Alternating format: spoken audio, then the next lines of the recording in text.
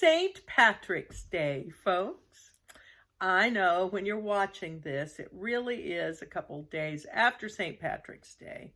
But we haven't had a good celebration for so long, I figure we can just have it today as well. Little dreary outside, kind of looks like Ireland, as they tell me, where it rains a lot.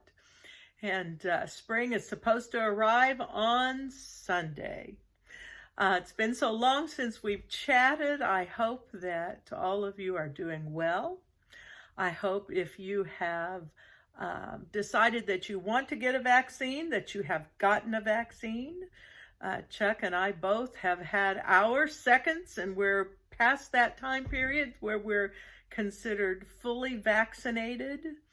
And we still wear our masks and we behave ourselves like we're supposed to. But I've got to tell you, just going out in public is a little bit easier.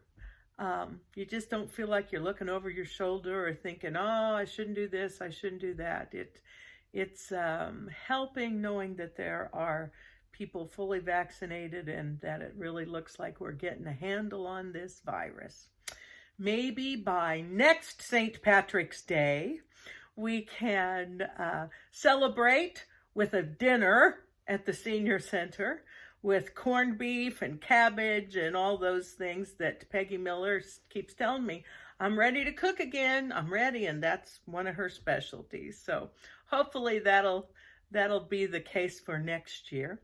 I have a funny little story about my earrings that I have on, folks. Let's see if I can get close enough that you can see these little leprechaun fellas. A friend of mine, a jazz club fan that I met in Toledo, made earrings. She had lots of them, and she'd always bring me some. Anytime she knew I was going to be playing someplace and she was going to be there. And she asked me the last time I saw her, which has been several years ago, if I had a St. Patrick's Day pair. I said, no. So she said she'd send me one. And this would have been in October, prior to March. Well, they never came. And since it was a gift, I wasn't going to call and say, where's my earrings? I didn't, they weren't around for me to wear on St. Patrick's Day. Probably July of that year, after the March St. Patty's Day, I got an old beat up package from the post office. Some of you have probably got them too. They're in a plastic bag, and where it originally started, it had stamps, postage stamps from all over. It had been everywhere. In fact, it had been to Kuwait. Now you tell me how these little earrings that started off in Virginia went to Kuwait, to an army base there, before they got back to me. Anyway, just kind of an interesting story. And every time I put on my St. Patty's leprechaun earrings, it makes me think of that. So anyway, we had a wonderful time last week at Seniors. Marianne Turner, who used to be with the Shelby Senior Services in town.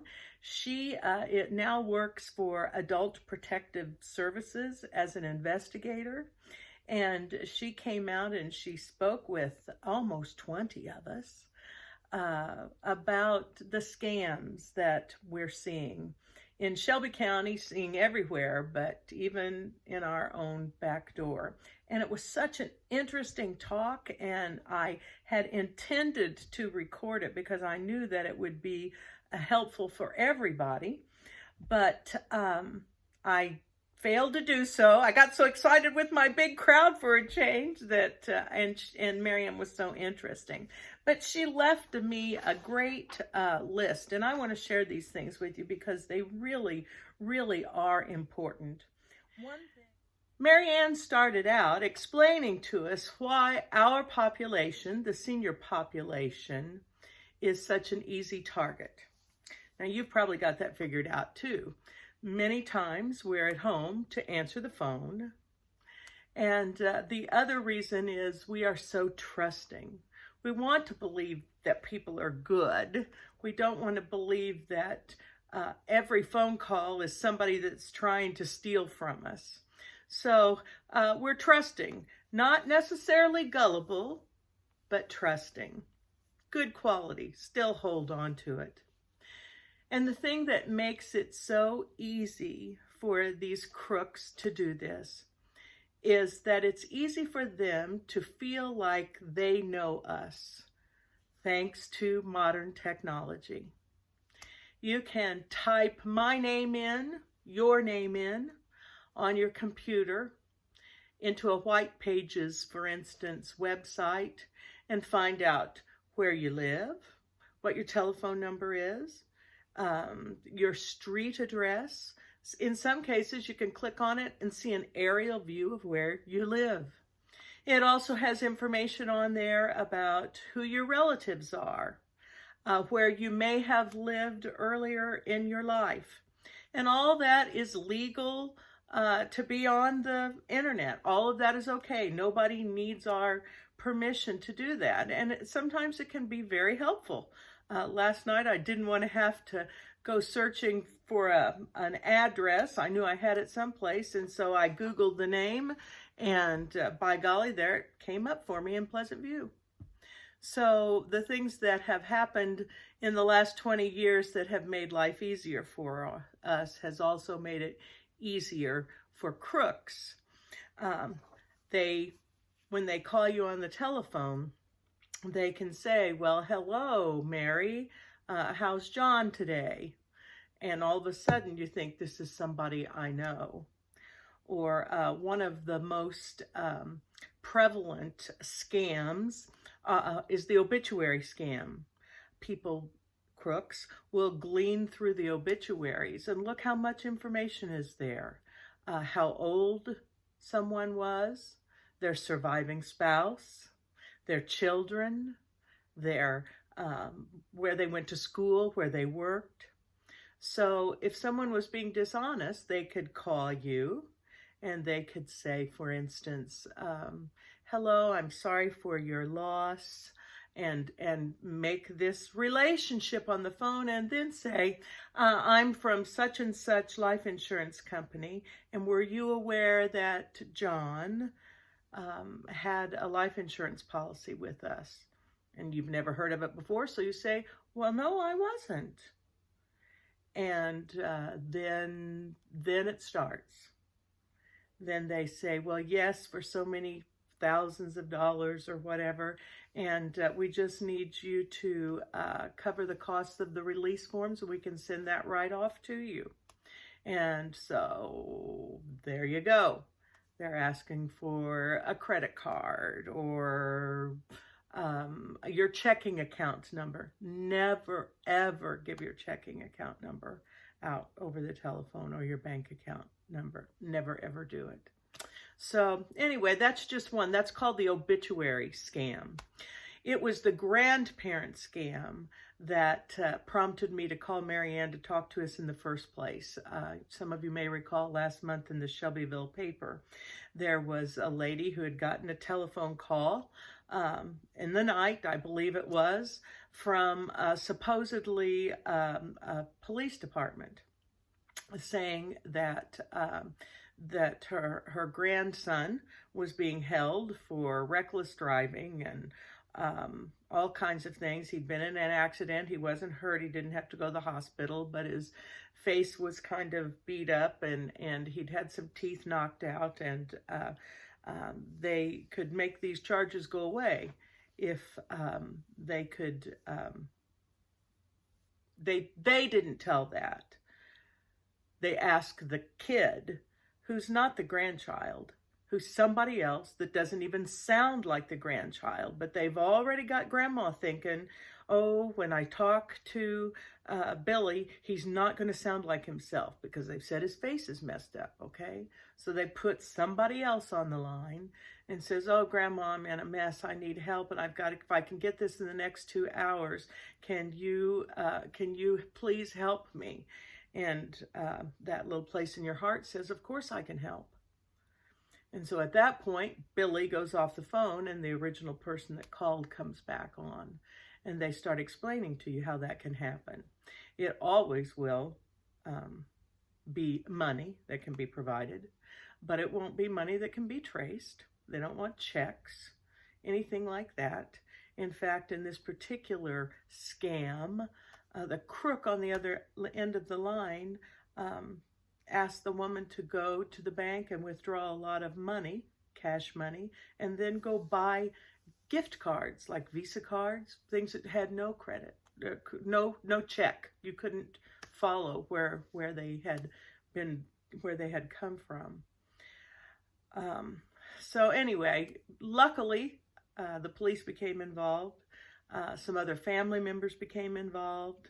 Marianne was involved, and they were able to stop this before this lady had lost thousands and thousands of dollars. And she had even gone and purchased the gift cards. So, and this was a very intelligent, educated, not too old, early 70-something person. So if you think that it can't happen for you, to you, it can. And most importantly, when things like that happen, don't be nervous and tell somebody else. If you should even go as far as to purchase gift cards or something, whatever they're asking you to do on the other end of the line, talk to somebody about it before you meet this person or go mail it or whatever, because they're liable to tell you, hey, Sally, let's think about this. Maybe we ought to involve somebody. Maybe we ought to. And 100% of the time, you need to. So, grandparent scam is bad. IRS and Social Security scams, same thing. People call you, you're in trouble, we need this money now. They're never going to call you on the phone. If Social Security or IRS needs something from you, they're going to send you a certified letter. That's just the way it is. If you really wonder when you get a call from the Social Security thing, hang up the phone, get your card out, call that number on the back. Or call the police station. Or call Marianne at Adult Protective Services and say, is this real?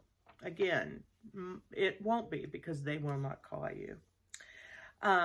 Back to our information at our fingertips. Online ordering is also at our fingertips and has been a blessing through this pandemic.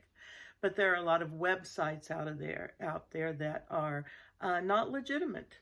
That they will take orders. You're going to think you're going to get this wonderful pan that has 5 layers of stainless steel or whatever, and instead you get this little something or other in the mail, and you've already given them your money, and when it arrives, it's not at all what you said, and you try to get back on and contact them, and that website's gone.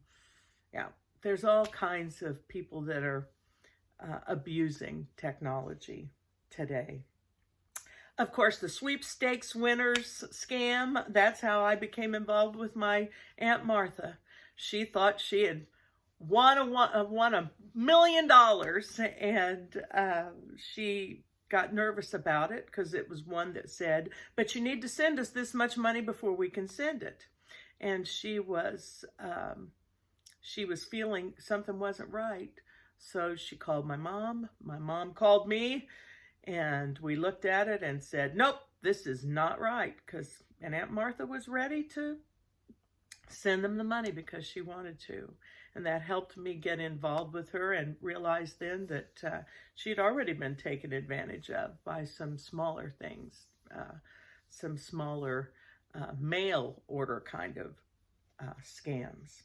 So, but all's well that ends well. We were able to stop the big one. Grant scams is another thing. Because of COVID, especially, there are a lot of government grants that are true, that you can apply for, that can help businesses and individuals sometimes in situations that if you've been hurt by this pandemic, that they'll help you out. But there's lots of them that are not real too. And again, if somebody calls you, no, don't do it. The last one, the romance scam. Lots of online dating sites, pen pal sites, and we have had all this free time in the last year. There have been a lot of folks that have been lonely.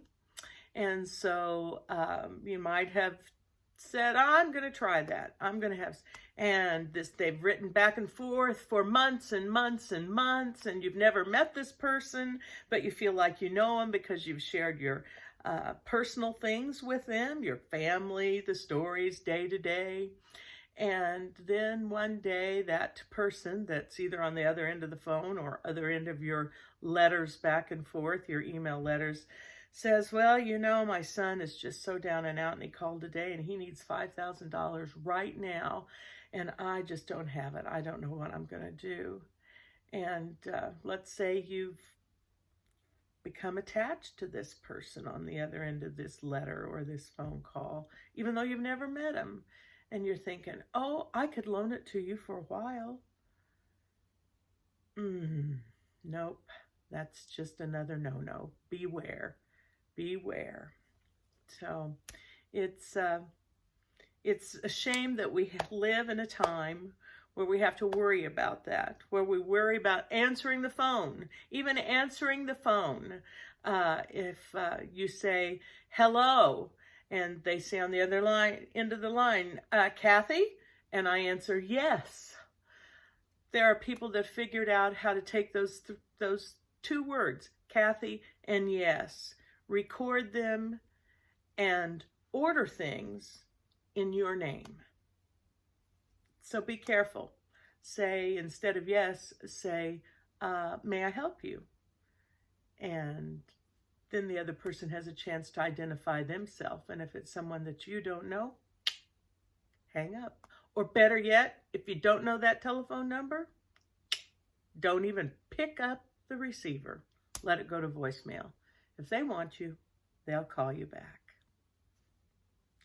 Marianne had a great presentation. I do have that list. If you'd like to have it, let me know.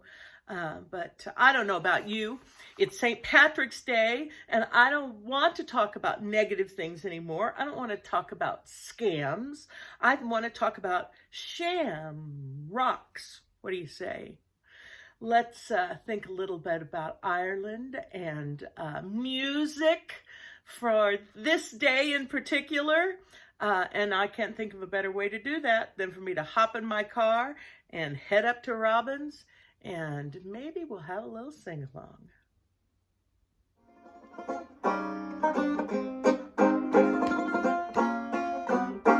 When Irish eyes are smiling, sure it's like a morning spring. In the lilt of Irish laughter, you can hear the angels sing. When Irish hearts are happy, all the world is bright and gay. But when Irish eyes are smiling, sure can steal your heart away. Won't you sing with me, I hope? Oh, peg of my heart, I love you, we'll never part. I love you, I always knew it would be you. Since I heard your lilting laughter, it's your Irish heart I'm after. Peg of my heart, your glances make my heart say, how's chances, come be my own, come make your home in my heart. If her eyes are blue as skies, that's Peggy O'Neill. If she's smiling all the while, that's Peggy O'Neill.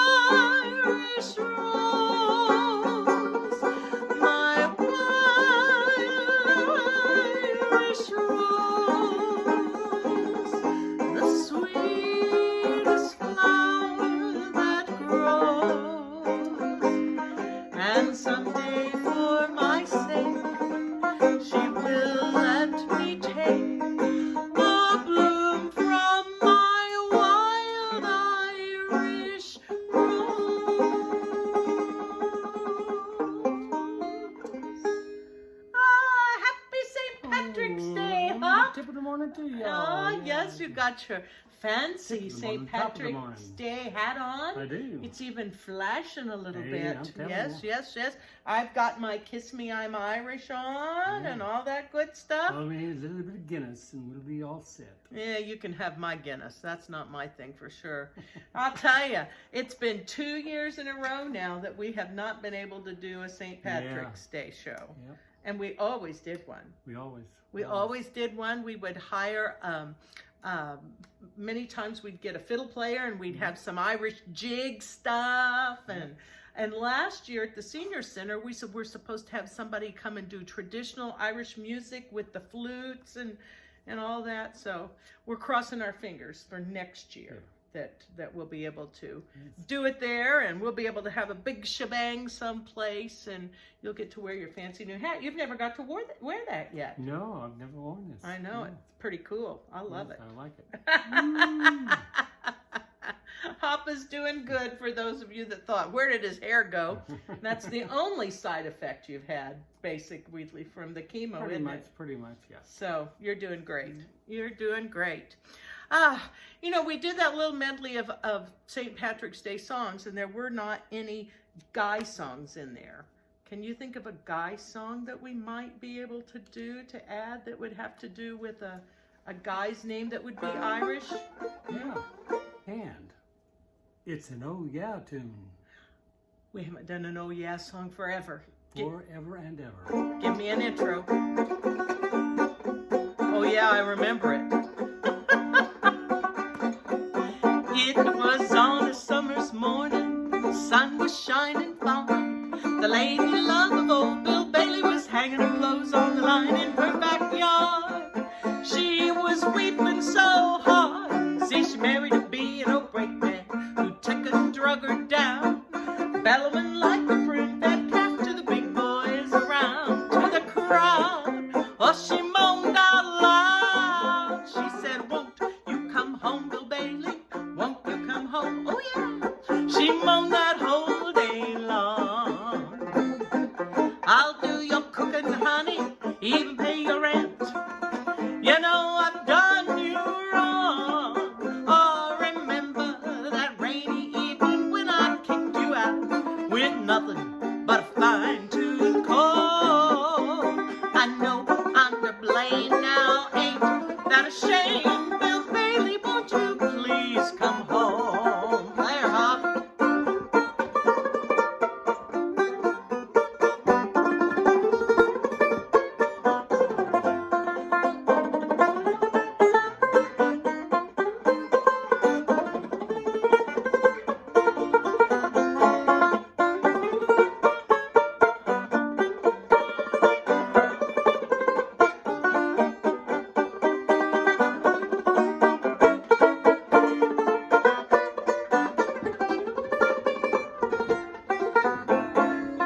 Won't you come home, Bill Bailey? Bill Bailey, come on home. She moans that whole day long. I'll do your cooking, honey, even pay your rent.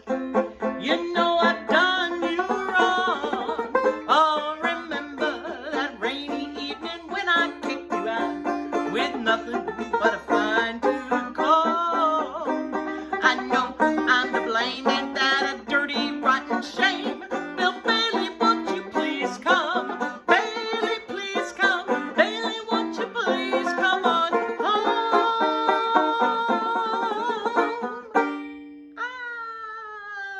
Won't you come home, Bill Bailey? But why in the world did you think that was an Irish tune?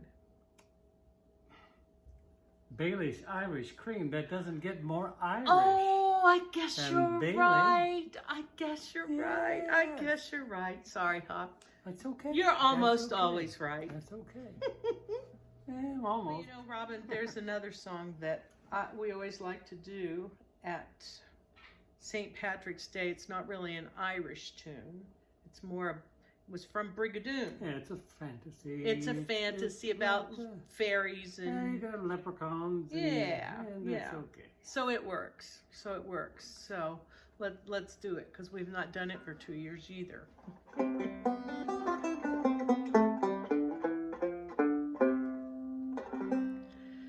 How are things in Glockamora?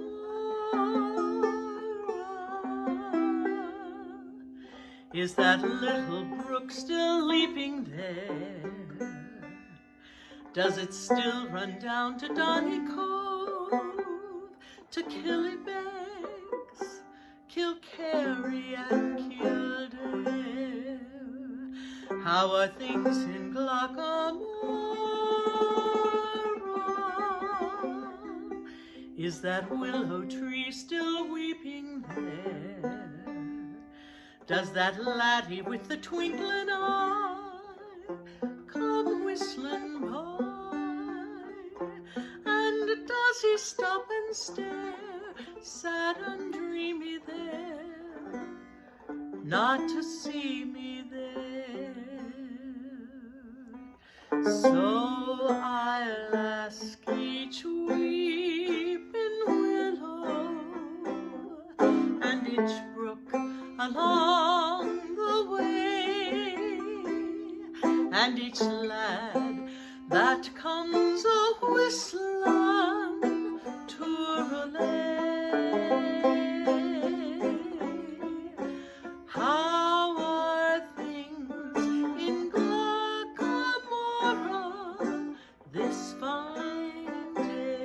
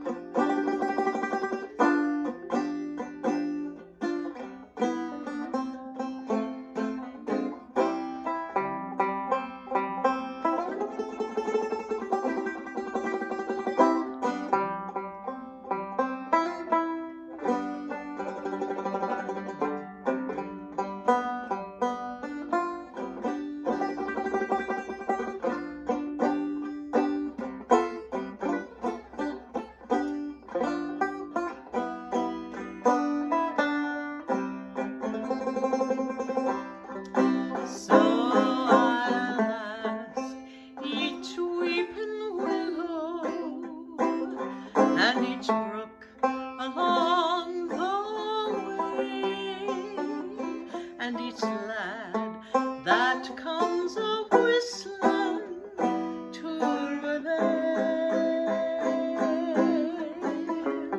How are things in Glockamora this fine day?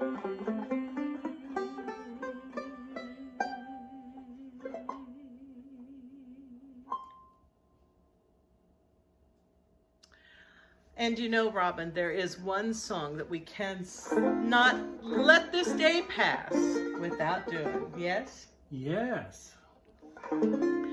Oh, Danny boy, the pipes are calling from glen to glen and down the mountainside. The summer's gone and all the leaves are dying. It's you must go and I must abide. But bring ye back when summer's on the meadow, and when the valley's hushed and white with snow.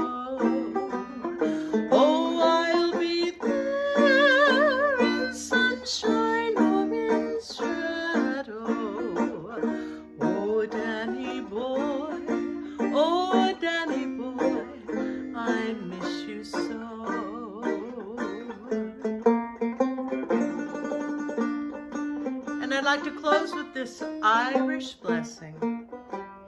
May the road rise to meet you, and the wind be always at your back.